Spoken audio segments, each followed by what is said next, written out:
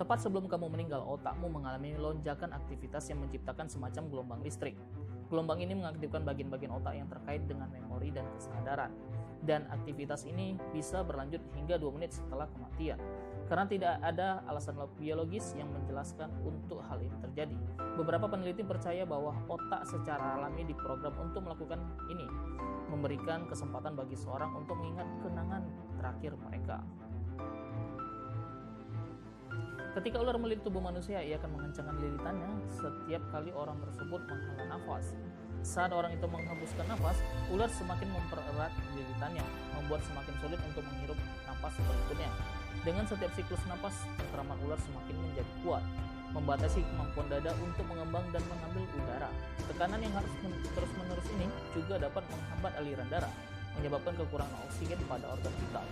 Pada akhirnya, kekurangan oksigen dapat menyebabkan kehilangan kesadaran atau lebih buruk. Jika kamu menyalakan rokok di dekat pom bensin, kamu mungkin berpikir itu bisa menyebabkan ledakan besar. Tetapi apakah ini benar? Sebenarnya untuk terjadi ledakan, bara rokok harus bersentuhan dengan uap bensin. Uap bensin sangat mudah terbakar dan seringkali menyumbang di pompa bahan bakar. Jika uap ini bercampur dengan oksigen di udara dalam konsentrasi yang tepat, itu bisa menciptakan campuran yang mudah meledak.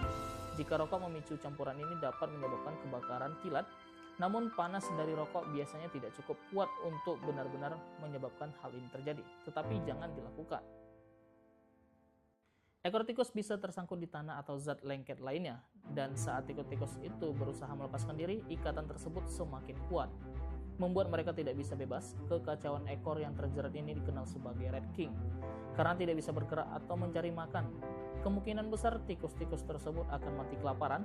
Kejadian seperti ini sangat jarang, tetapi ketika terjadi mereka kadang-kadang diawetkan dan dipamerkan di museum.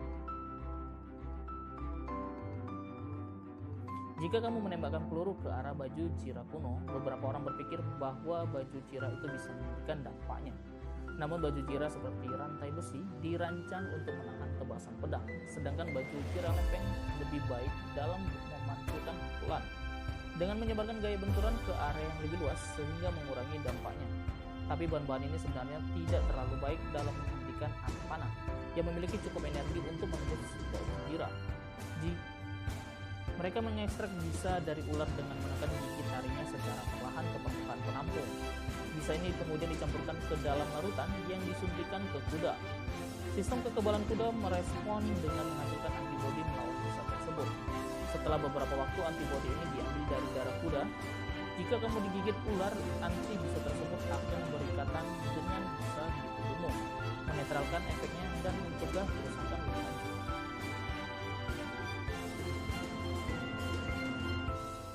Pada tahun 2003, seorang pengantar pizza ditemukan dengan bom yang terikat di lehernya. Menurut laporan, dia dipaksa untuk merampok bank oleh orang-orang yang memasang alat tersebut padanya. Setelah perampokan, dia diberi petunjuk untuk mengikuti serangkaian petunjuk yang diklaim bisa menjinakkan bom yang terus berdetak. Namun petunjuk-petunjuk tersebut hanya membuat berputar-putar, dan polisi menangkapnya saat dia masih mencoba memecahkan teka-teki itu. Ia memohon bantuan ketika timer bom semakin mendekat akhir. Pada akhirnya terungkap bahwa pria ini sebenarnya terlibat dalam rencana tersebut. Salah satu komplotan mereka mengatakan bahwa bom kalung itu palsu, tetapi ketika waktu habis, alat tersebut benaran meledak dan menewaskan seketika. Tekniknya, raksasa ini memiliki silinder mengambang yang memanjang ratusan kaki ke bawah. Untuk menjaga strukturnya tetap stabil, panjangnya kira-kira setara dengan 2 patung Liberty yang ditumpuk untuk mencapai ujung silinder tersebut. Kabel-kabel terpasang pada rig untuk mengaitkannya ke dasar laut, dan pada kedalaman ini kamu akan memerlukan sekitar 3 gedung pencakar langit. Untuk mencapai dasar laut, dari sana pipa-pipa memandang jauh ke dalam dasar laut, lebih dari 1 mil di bawah permukaan laut untuk mencapai tujuannya. Jika kamu tersesat di dalam gua, panik hanya akan membuang-buang oksigen, terutama di area yang sempit. Sebaiknya tetap tenang dan tandai dinding saat mencoba mengingat jalur yang sudah dilalui. Jangan masuk ke dalam air karena suhu dalam gua bisa sangat dingin dan tubuh bisa cepat kehilangan panas. Jika kamu benar-benar tersesat, berhenti bergerak segera untuk menghindari masuk lebih jauh ke dalam gua.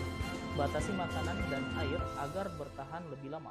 Buatlah suara dengan mengetuk batu dan sesekali berteriak untuk memberitahu tim penyelamat tentang lokasi keberadaanmu.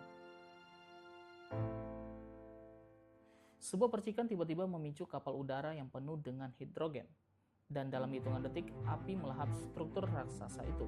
Para penumpang dan awak kapal berusaha melarikan diri, namun api menyebar terlalu cepat. Beberapa orang melompat dari kapal untuk menyelamatkan diri, sementara yang lain terjebak di dalam saat kapal itu jatuh ke tanah.